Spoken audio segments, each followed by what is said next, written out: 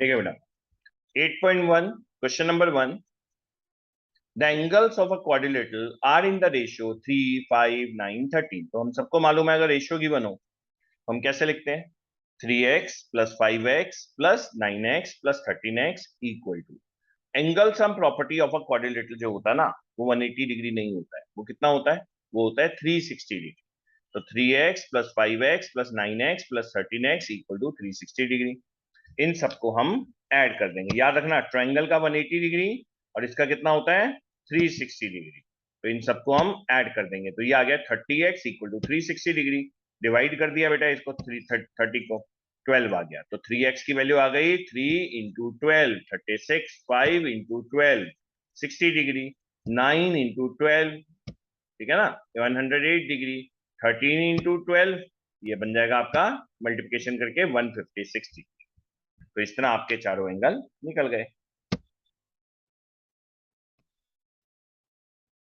Next आ जाओ बेटा, question number 2, if the diagonals of a parallelogram are equal, अगर diagonals of a parallelogram equal है then show that it is a rectangle.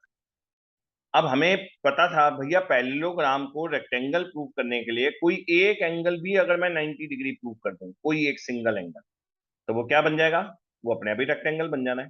तो हमने पहले एक पैरेललोग्राम बना लिया एबीसीडी, उसके डायगोनल बना लिए। तो हमने यहाँ पे क्या किया, जो इसके डायगोनल्स हैं वो ए सी और बी डी है, ठीक है। तो हमने ये बना लिया parallelogram, A C and B D are two equal diagonals. अब हम क्या करेंगे, हमें दो ट्रायंगल्स लेने पड़ेंगे इनको कॉन्ग्रुएंट करने के लिए। हमने ले लिया ए बी सी वाला ट्रायंगल और हमने ले लिया बी सी बी वाला ट्रायंगल, ठीक है। नीचे वाले भी दो ले सकते हो आप, नीचे वाले भी ए बी जिसमें बेस बन रहा है वो भी ले सकते हो आप, कोई भी दो ट्रायंगल्स आपको बड़े वाले लेने पड़ेंगे। तो हमने जो ट्रायंगल लिए हैं मैं आपको मार्क करके बता देता हूं हमने कौन से वाले लिए हैं।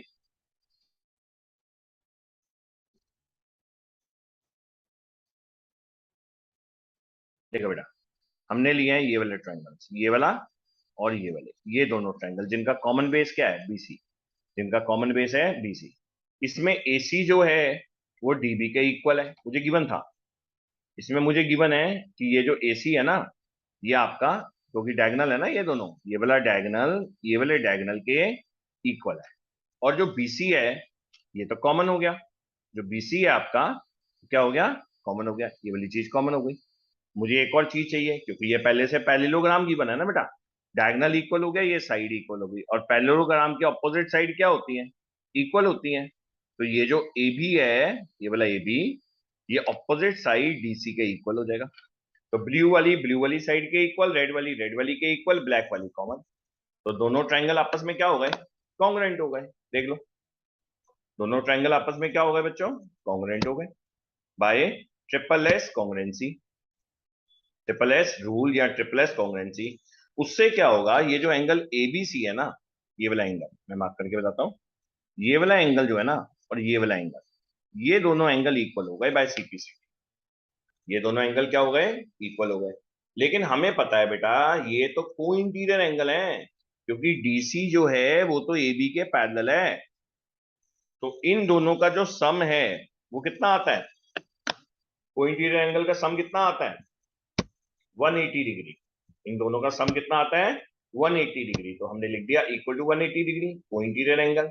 लेकिन ये दोनों एंगल तो इक्वल भी हैं, ये दोनों एंगल तो इक्वल भी हैं। तो हम क्या करेंगे, एबीसी की जगह पे रिप्लेस कर देंगे डीसीबी को, या ट्वाइस ऑफ एबीसी लिख देंगे। तो ट्वाइस ऑफ एबीसी क्या आ गया, ABC plus ABC equal to 180। तो twice of ABC equal to 180। तो एबीसी आ गया आपका 180 से 2 से डिवाइड कर दिया 90। तो हमने ये प्रूफ पहले प्रॉपर्टी पढ़ी थी, अगर किसी भी क्वाड्रिलेटरल में कोई भी एक एंगल 90 डिग्री आ जाए, एनी वन एंगल 90 डिग्री आ जाए, तो वो क्या बन जाता है, बताओ। अगर कोई भी क्वाड्रिलेटरल में कोई एक एंगल 90 डिग्री आ जाए तो वो आपका बन जाता है रेक्टेंगल। तो ये इससे क्या प्रूव हो गया बेटा, वन एंगल 90 डिग्री हो गया ना एबीसी वाला, या आप डीसीबी भी मान सकते हो। तो इससे ये पैरेललोग्राम पैरेललोग्राम जो है वो रेक्टेंगल प्रूव हो गया। अंडरस्टूड। चलो नेक्स्ट चलते हैं। इसको आप प्रैक्टिस कीजिएगा, खुद करके देखिएगा तभी समझ में आते हैं। प्रूविंग वाले सम हैं, थोड़ा टाइम लेते हैं। क्वेश्चन नंबर 3 देखते हैं बेटा। क्वेश्चन नंबर 3 में हमें बोला गया है show that the diagonals of a quadrilateral bisect each other at right angles, then it is a rhombus. तो हमें बोला गया अगर किसी भी क्वाड्रिलेटरल के डायगोनल एक दूसरे को 90 डिग्री पे बाइसेक्ट करते हैं तो वो रोम्बस होगा। तो रोम्बस प्रूव करने के लिए क्या है, देखो डायगोनल जो होते हैं रोम्बस के वो तो 90 डिग्री पे बाइसेक्ट करते ही हैं, हमें पता है। लेकिन इस बार हमें प्रूव करना है कि जिसके भी डायगोनल 90 डिग्री पे बाइसेक्ट करते हैं वो रोम्बस है। रोम्बस क्या होता है पहले तो हम पढ़ते हैं। रोम्बस होता है जिसकी चारों साइड्स इक्वल होती है ना। अब बाइसेक्ट का मतलब हो गया है डायगोनल में एओ जो है ओसी के इक्वल है, ओबी जो है वो डी के इक्वल है।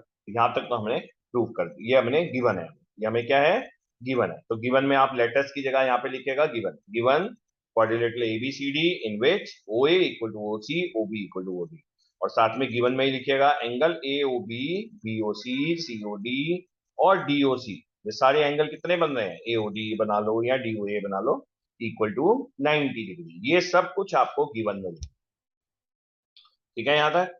अब हमें क्या करना है, हमें इसको रोम्बस प्रूफ करना है। तो रोम्बस के लिए मुझे क्या करना है बेटा, इन चारों साइड्स को आपस में इक्वल प्रूफ करना है। उसके लिए मुझे दो ट्रायंगल्स लेने पड़ेंगे या तीन ट्रायंगल्स लेने पड़ेंगे जिन्हें मुझे सीपीसीटी लगा के साइड्स को प्रूफ करना पड़ेगा। तो मुझे प्रूफ करना है A B equal to B C equal to C D equal to A D, चारों साइड्स को इक्वल प्रूफ करना। ऊपर वाला पार्ट पहले आप गिवन में लिखिएगा, फिर आप टू प्रूफ लिखिएगा। अब हम प्रूफ से स्टार्ट करें। ट्रायंगल ए ओ बी, ये वाला ट्रायंगल लिया मैंने, देखो ये वाला, और इसके साथ मैंने ले लिया ये वाला ट्रायंगल ए ओ बी और ए ओ डी, ये दोनों ट्रायंगल। ये वाला ट्रायंगल देखो मेरा कर्सर, और ये वाला ट्रायंगल, ये ऊपर वाला ट्रायंगल और ये वाला ट्रायंगल। इसके अंदर ओ ए कॉमन है ना। और ये वाला एंगल ए ओ बी और ए ओ डी दोनों कितने बन रहे हैं, 90 डिग्री। ए ओ बी और ए ओ डी 90 डिग्री, और बीओ इक्वल टू ओडी। बच्चे गलती से जहां राइट एंगल देखते हैं ना वहीं पर ही लगा देते हैं आरएचएस, गलत है। आरएचएस तब लगता है जब हाइपोटेन्यूज इक्वल हो, मतलब एडी एबी के इक्वल हो। यहाँ हाइपोटेन्यूज इक्वल नहीं है, यहाँ पे ये वाली साइड इक्वल है, एओ एओ। मैं मार्क करके आपको बता देता हूँ, उससे शायद आप लोगों को जल्दी समझ में आ जाता है। ये जो एओ है ये साइड कॉमन है, और दो पार्ट्स में जो साइड आपकी डिवाइड हुई हुई है वो है डीओ और बीओ। और बीच वाला एंगल, ये वाला एंगल 90 डिग्री है, ये वाला एंगल भी 90 डिग्री है। तो आपको समझ में आ गया होगा ये दोनों ट्रायंगल किस से प्रूव हुए, एस ए एस, साइड बीच वाला एंगल 90 और साइड। तो एस ए एस से दोनों ट्रायंगल कॉन्ग्रुएंट प्रूव हो गए, ठीक है जी। तो जिससे क्या हो जाएगा, ए बी जो है ये वाला ए बी वो ए डी के इक्वल हो गया बाय सीपीसीटी। किससे इक्वल हो गया, सीपीसीटी से। अंडरस्टूड बेटा। अब हम लेते हैं नेक्स्ट ट्रायंगल। हमने ले लिया ए ओ बी एंड बीओसी। अब हमने ये दोनों ट्रायंगल ले लिए, ये वाले देखो मैं जाकर सर घुमा रहा हूँ, ये वाला ट्रायंगल हमने बेटा एक बार प्रूव कर दी है कि ये वाली साइड ये हम प्रूव कर चुके हैं, ये वाली साइड के इक्वल है। तो हमारे एक काम तो हो गया, ये साइड के इक्वल है, ये साइड को ये साइड के इक्वल प्रूव करेंगे। कैसे करेंगे देखो, हमने ले लिया ओबी जो है वो कॉमन है, ओबी क्या है, कॉमन है। मैं बताता हूँ इसमें कौन सा वाला ओबी है। ये वाला जो ओबी है आपका ये कॉमन है, और ये वाला जो एओ है ना ये सीओ के इक्वल है।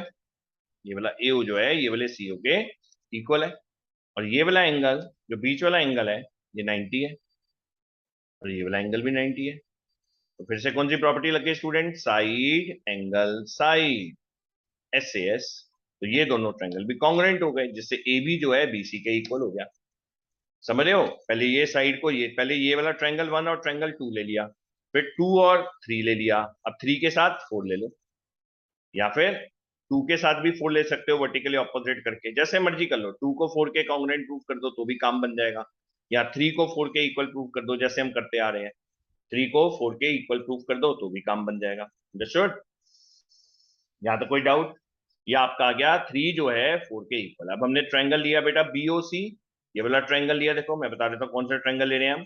हमने लिया ये वाला ट्रायंगल जो कि मैं 3 मार्क किया था, और ये वाला ट्रायंगल जो कि मैंने 4 मार्क किया था, 4 वाला, ये वाले थर्ड और फोर्थ ट्रायंगल ले रहे हैं। इसके अंदर एक चीज तो कॉमन आपको नजर आ ही रही है, सीओ। दूसरी चीज हम कर देते हैं, डीओ जो है ये वाली येलो वाली लाइन और नीचे वाली येलो वाली लाइन, ये दोनों इक्वल है। और ये वाला जो है 90 डिग्री है और ये वाला जो है 90 डिग्री है। तो side angle side, side angle side, side angle side, side angle side, ये दोनों ट्रायंगल भी कॉन्ग्रुएंट हो गए। किससे हो गए? एस ए एस, लास्ट में लिख देना। तो सीपीसीटी से बीसी जो है वो सीडी के इक्वल हो गया। ये देखो,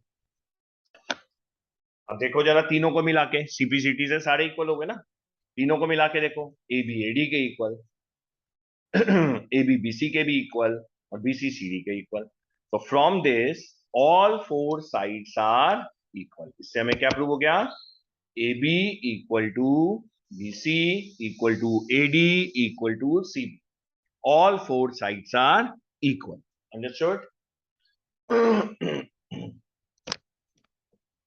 ठीक है बेटा यहां तक? तो ये चारों साइड अगर इक्वल हो गई तो क्या प्रूव हो जाता है? ये क्या, क्यों हम चार साइड प्रूव कर रहे थे? ताकि ये रोम्बस बन जाए। तो ये क्या प्रूव हो गया? Therefore, then ABCD is a rhombus। बस खत्म। ठीक है बेटा? चलो, ये था क्वेश्चन नंबर आपका थर्ड। अभी हम करेंगे सीधा क्वेश्चन नंबर 6। बीच के आप खुद ट्राई कीजिएगा, नहीं आएंगे तो मैं आपको हेल्प करूंगा बाद में। देखिए क्वेश्चन नंबर फिफ्थ पे आ जाए। Diagonal AC of a parallelogram ABCD, diagonal AC of a parallelogram ABCD bisect angle A, show that it bisect angle C। ए को तो बाइसेक्ट कर रहा है, हमें ये शो करना है कि ये सी को भी बाइसेक्ट कर रहा है। बाइसेक्ट का मतलब होता है दो इक्वल पार्ट्स में। और बाद में हमें ये प्रूव करना है कि ये रोम्बस है। और हमें यहाँ पे जो गिवन है ना, वो है A B C D is a parallelogram. तो मैंने इसको इजी करने के लिए मार्क कर दिया 1 2 3। 1 इक्वल टू 2 है क्योंकि ए सी बाइसेक्ट एंगल ए है। लेकिन बेटा 2 4 के भी इक्वल है, ऑल्टरनेट इंटीरियर एंगल्स देख लो। क्योंकि एबीसीडी क्या है? पैरेललोग्राम है, पैरेललोग्राम में ऑल्टरनेट इंटीरियर एंगल होते ही हैं। तो 2 4 के इक्वल है। तो इससे क्या पता चल गया? अब 2 4 के इक्वल है ये वाला, 1 जो है वो 3 के इक्वल है, सेम ऑल्टरनेट इंटीरियर एंगल्स। अगर 2 4 के इक्वल है तो 1 भी तो 3 के इक्वल है, ऑल्टरनेट इंटीरियर एंगल्स। लेकिन 1 और 2 तो इक्वल है। ये वाले दोनों देखो, आरएचएस वाले एलएचएस वाले 1 और 2 तो इक्वल है। अगर एलएचएस वाले 1 और 2 इक्वल हैं तो 4 और 3 भी तो इक्वल हो गए। ये सारे एंगल आपस में इक्वल हो गए ना। तो angle 4 equal to angle 1 equal to 2 equal to 3 equal to 4। तो हमारा प्रूव हो गया। अगर 3 इक्वल टू 4 हो गया तो इससे क्या पता चलता है? ए सी बाइसेक्ट सी, सी को भी बाइसेक्ट कर रहा है। बाइसेक्ट का मतलब होता है 3 और 4 को इक्वल प्रूव करना। 1 और 2 हमें पहले से गिवन थे। अब आगे चलते हैं। हमें प्रूव करना है कि ABCD is a rhombus. Rhombus में क्या करना होता है हमें बताओ? क्या करना होता है? All four sides are equal. 3 equal to 4 हो गया ना, ए सी बाइसेक्ट एंगल सी। ये वाला पहला वाला पार्ट पहले हम कंप्लीट कर लेते हैं। उसके बाद हमें प्रूव करना है कि एबीसीडी इज अ रोम्बस। सब क्लियर कर दिया। अब बेटा एंगल 1 जो था, 2 जो था, 3 जो था, 4 जो था, चारों इक्वल, जिससे कि सीडी जो हो गया, अगर 1 और 4 आपस में ले, सिर्फ 1 और 4 इक्वल नहीं, चारों इक्वल है आपस में। वैसे अगर 1 और 4 इक्वल है तो इसका मतलब सीडी किसके इक्वल है? अगर आपको याद हो आइसोसेलेस ट्रायंगल प्रॉपर्टी, तो उसके अकॉर्डिंगली जो सीडी है, अगर 1 और 4 इक्वल हो जाते हैं तो सीडी किसके इक्वल हो जाता है बताओ? सीडी इक्वल हो जाता है एडी के। Sides opposite to the equal angles are also equal. जो साइड ऑपोजिट होती है इक्वल एंगल के, वो भी इक्वल हो जाती हैं। तो ये वाली सीडी जो है वो एडी के इक्वल है। तो यहां मैंने बना दिया एडी। रीजन लिखूंगा, sides opposite to equal angles, sides opposite to equal angles. ठीक है, वो भी इक्वल हो गई। ऐसे ही 1 तो 4 के इक्वल हो गया। ठीक है जी। और ये पहले से हमें क्या गिवन था? पैरेललोग्राम गिवन था। पैरेललोग्राम की ऑपोजिट साइड तो पहले से इक्वल होती है बच्चों। ये साइड के इक्वल प्रूव कर दिया आपने। तो सीडी जो है वो पहले से इक्वल थी किसके? एबी के। और एडी जो है वो पहले से इक्वल था किसके? सामने वाली साइड कौन सी है उसकी? देखो, एडी का ऑपोजिट बीसी के। रीजन लिखूंगा, opposite sides of parallelogram, opposite sides of parallelogram. ये तो पहले से इक्वल है, ये साइड के इक्वल थी, ये साइड, तो इससे क्या पता चल गया, ये तो ये इसके इक्वल। देखो कैसे बताता हूँ, देखो ऑर्डर में, 1 वाली 2 के इक्वल, 2 वाली 3 के इक्वल, और 1 वाली 4 के इक्वल। तो 1 2 3 4 चारों साइड्स क्या हो गई, आपस में इक्वल हो गई ना बेटा। तो इससे हमारा क्या हो जाएगा, ए बी जो है, ये वाला ए बी, वो बीसी के इक्वल, और बीसी जो है, ये वाला बीसी, वो सीडी के इक्वल, और ये वाला सीडी एडी के इक्वल। तो चारों साइड आपस में इक्वल हो गई, तो देयरफॉर क्या लिख देंगे, ए बी, एक second, A B C D is a rhombus. A, B, C, D is a rhombus. All four sides are equal. Therefore, A, B, C, D is a rhombus. बताओ बेटा, यहां तक कोई doubt किसी को? Okay, तो हमने ये प्रूव कर दिया। अंडरस्टूड बेटा? चलिए नेक्स्ट क्वेश्चन में चलते हैं। अब हम इनको कॉपी कर लीजिएगा अच्छे से समझ के। हमने किया थर्ड के बाद फिफ्थ, अब हम कर रहे हैं सेवंथ। सेवंथ वाला एक तरीके से उसी का कन्वर्स है, उसी का कन्वर्स है। ABCD इज अ रोम्बस, ये हमें गिवन है। पहले हमें क्या था, पहले पैरेललोग्राम गिवन था, फिफ्थ वाले में पैरेललोग्राम गिवन था, लेकिन इसमें क्या है, रोम्बस गिवन है। ABCD is a rhombus, show that diagonal AC, AC जो डायगोनल है, जब भी आप ये करें तो please open your books with you, ताकि आपको समझ में आए कि बुक में क्या लिखा हुआ है और यहाँ कोई मिस्टेक तो नहीं है। तो ABCD is a rhombus, show that diagonal AC bisect angle A. पहले हमें बाइसेक्टर गिवन था कि 1 2 के इक्वल गिवन था, आपको याद हो पिछले क्वेश्चन में 1 2 के इक्वल था, हमें 3 को 4 के इक्वल प्रूव करना था और रॉम्बस प्रूव करना था। अब उल्टा हो गया सब कुछ, अब हमें एबीसीडी रॉम्बस गिवन है, 1 को 2 के इक्वल प्रूव करना है, 3 को 4 के इक्वल प्रूव करना है। तो देखें आप कैसे प्रूव करेंगे। अब 1 को अगर 2 के इक्वल प्रूव करना है आपको, और 3 को 4 के इक्वल प्रूव करना है, तो कैसे करेंगे देखो। हम इसमें करेंगे, क्योंकि हमारी ये रोम्बस है और रोम्बस की चारों साइड्स क्या होती हैं, इक्वल होती है ना। तो इन ट्रायंगल ए बी सी, पहले नीचे वाला ट्रायंगल ले लेता हूं, ए बी जो है बीसी के इक्वल है, all sides of a rhombus are equal, तो उससे 4 जो है वो 2 के इक्वल होगा। रीजन में क्या दूंगा, equal angle opposite to equal sides are also equal, 4 2 के इक्वल हो गया। अब ऊपर वाला ट्रायंगल ले लो, ऊपर वाला, अब 2 जो है वो 3 के इक्वल है, क्यों है बताओ, पहले तो पहले 2 3 के इक्वल क्यों है, ऑल्टरनेट इंटीरियर एंगल्स, क्योंकि यार रोम्बस भी तो पैरेललोग्राम ही होता है, तो शॉर्ट फॉर्म में लिखा है ऑल्टरनेट इंटीरियर एंगल्स। अब 4 भी तो, 4 तो 2 के इक्वल था, हम प्रूव कर चुके हैं। अब 1 जो है वो 4 के इक्वल है, 1 किसके इक्वल है, 4 के इक्वल है, ऑल्टरनेट इंटीरियर एंगल, तो उससे क्या प्रूव हो गया, 4 जो है वो 3 के इक्वल प्रूव हो गया। देखो जरा मैं बताता हूँ आपको एक बार, आपको थोड़ा फास्ट ये वाला हो गया। 4 जो है पहले हमने प्रूव कर दिया, 2 जो है 3 के इक्वल है, ठीक है जी, एक सेकेंड, 2 जो है वो 3 के इक्वल है, और 4 जो है वो एंगल 1 के इक्वल है। इसमें भी सेम आएगा reason, alternate interior angles, alternate interior angle, ठीक है जी। अब जरा ध्यान से देखो बच्चों, 4 फिर से रिपीट कर रहा हूं, 4 वाला 2 के इक्वल है, ये दोनों आपस में इक्वल है। 4 वाला 1 के इक्वल है, 2 वाला 3 के इक्वल है। तो आपको क्या लग रहा है, ये चारों एंगल इक्वल नहीं हो गए, सभी एक दूसरे के इक्वल है। तो इससे पता चल गया angle 1 equal to angle 2 equal to angle 3 equal to angle 4। तो इससे पता चल गया AC जो है वो बाइसेक्ट कर रहा है, इसको बाइसेक्ट कर रहा है, AC जो है वो बाइसेक्ट कर रहा है एंगल A को एंड एंगल C को। यही हमें प्रूव करना था, देखो ठीक है। और सिमिलरली हमें प्रूव करना है, अगर हम डायगोनल BD बना दें, अब हम क्या बनाएंगे, डायगोनल BD, ये देखो, ये डायगोनल BD बना दिया हमने। इसमें भी हम ऐसे ही करेंगे, इसको हम 5 मार्क कर देते हैं, इसको हम 6 मार्क कर देते हैं, इसको हम 7 मार्क कर देते हैं, और इसको हम 8 मार्क कर देते हैं, ठीक है। अब आप इसको भूल जाओ थोड़े टाइम के लिए, आप इस वाली लाइन को भूल जाओ, इस वाले डायगोनल को भूल जाओ। ये क्लियर हो गया? नहीं तो मैं दोबारा आपको बना के बता देता हूं। ये देखो, इसको आप थोड़ी देर के लिए भूल जाना बीच वाले डायगोनल को, आपको क्योंकि बीडी को ज्वाइन करना है। आपको किसको ज्वाइन करना है? बीडी को। तो आप जब बीडी को ज्वाइन करेंगे, मैं एक क्वाड्रिलेटरल यहां बना के बता देता हूं, ये वाला। आपको अब बीडी को ज्वाइन करना है, ये बीडी को ज्वाइन, ये सेम फिगर में आपको करना है, अलग से नहीं बनाना है। ये सिर्फ आपको समझाने के लिए मैं अलग से बना रहा हूं। आपको एक ही फिगर में बीडी को ज्वाइन करना है, ए बी सी डी।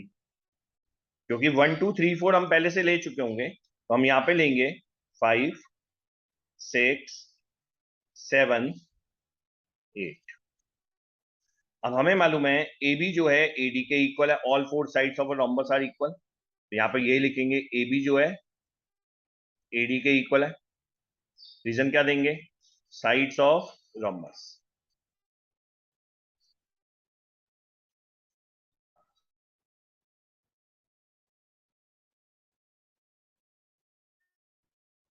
तो एंगल 5 जो है वो एंगल 6 के इक्वल हो गया। रीजन में क्या आएगा? Opposite angles of equal sides.